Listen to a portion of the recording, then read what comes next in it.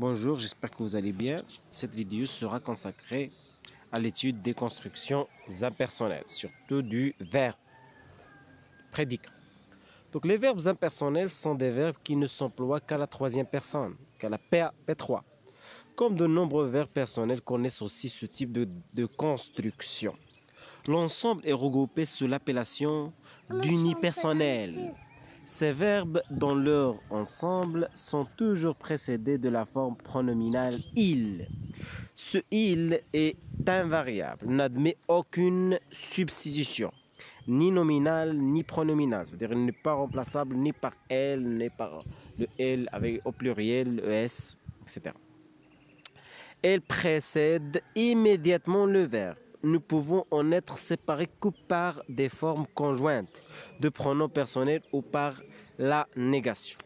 Et régit l'accord du verbe et celui de l'attribut. Toutefois, ce il n'a aucun contenu sémantique. Exactement, il est dépourvu de contenu sémantique, de signification. Et n'est ni agent ni siège du procès. La forme permet de représenter un procès psychologique comme autogénéré, indépendant. On distinguera deux classes, deux catégories. Les verbes impersonnels et locutions verbales impersonnelles. B. Les constructions impersonnelles. Voilà. Ce qui concerne ce domaine. Donc, les verbes impersonnels, locution verbale impersonnelle. Donc, on a les verbes personnels. Ils ne s'emploient qu'à un sujet impersonnel et sont sans expansion. Il s'agit de verbes décrivant des phénomènes météorologiques. Verbe à valence nulle. Il pleut, il vente, il bruine. Des verbes falloir, s'agir ou des locutions verbales de type être, question de, aller de soi, sans falloir de. Construction avec un complément direct ou indirect. De, avoir. Être et faire lorsqu'ils sont noyaux verbal de locutions impersonnelles. Il y a, il fut un temps, il était une fois, il fait beau, il fait jour, il est 5 heures. Donc, on a les verbes impersonnels, ça veut dire les verbes qui sont toujours impersonnels. Et locution verbale impersonnelle. Donc, par exemple, ça va de soi. Aller de soi. Ça, c'est une locution verbale. Il y a, locution verbale. Elle était une fois. Il fait beau. Il fait jour. Il est 5 heures. Donc, on a, deuxième partie, les constructions impersonnelles. C'est de quoi construction impersonnelle? Ça veut dire un verbe personnel, mais il est construit d'une façon impersonnelle. Un verbe personnel, mais il est construit d'une façon impersonnelle. On est bien d'accord? Pardon? Perdón, lo siento. Cela concerne les verbes personnels qui peuvent fonctionner comme pivots verbaux de construction, obligatoirement suivis d'une séquence nominale appelée suite aux séquences impersonnelles. Lorsqu'un verbe admet la double construction, l'occurrence du il impersonnel est due à la présence de la séquence élément post-verbal. Ce il interprété comme un sujet mais dépourvu de valeur référentielle. Et la séquence, vue comme sujet logique, partage des propriétés du complément d'objet, ainsi pronominalisation. Comme il y a dissociation entre fonction syntaxique et rôle sémantique, on distinguera le sujet grammatical et le sujet logique. Exactement. Il arrive un accident, par exemple.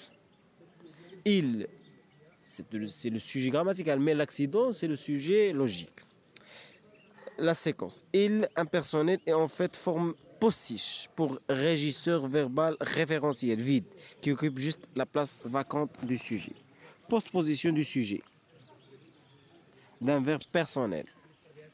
Sujet remplissant la position canonique de complément d'objet resté libre. Dans le cas d'un verbe intransitif, il est arrivé un problème, par exemple. C'est ça ce que je viens de dire. Il manque 2 hommes. Il se passe des trucs louches. Donc c'est la postposition du sujet. Voilà, c'est ça ce qu'on vient de dire. Du verbe personnel. Il arrive un accident. Le sujet, c'est l'accident qui est postposé. Postposé, on parle de ce qu'on appelle postposition. Il arrive un problème. Il manque 2 hommes. Il se passe des trucs louches. Il m'arrive de fumer la pipe. Forme personnelle du passif. Ça, c'est une autre affaire. Sorte de phrase passive où le complément d'objet n'a pas changé de position. La forme du verbe est bien passive. Mais la diathèse de la phrase ne l'est pas, puisque l'argument conserve sa place de complément d'objet direct. Plus de 1000 milliards d'exemplaires de 50 Shades of Grey ont été publiés. On a vendu beaucoup de disques. Jamais il ne s'est vu de tels changements.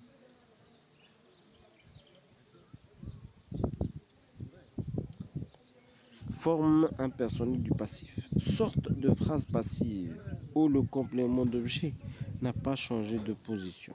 Sorte de phrase passive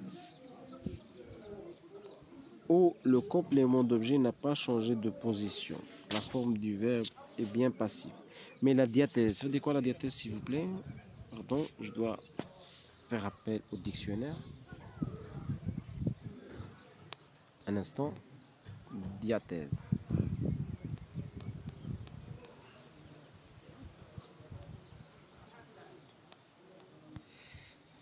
Je me rappelle plus ce que ça signifie. Donc, syntaxe très grammaticale décrivant comment s'organisent les rôles sémantiques dévolus aux acteurs par rapport au procès verbal, que l'on entend plus communément par la voix verbale. Exactement. C'est la voix. Diathèse ou la voix.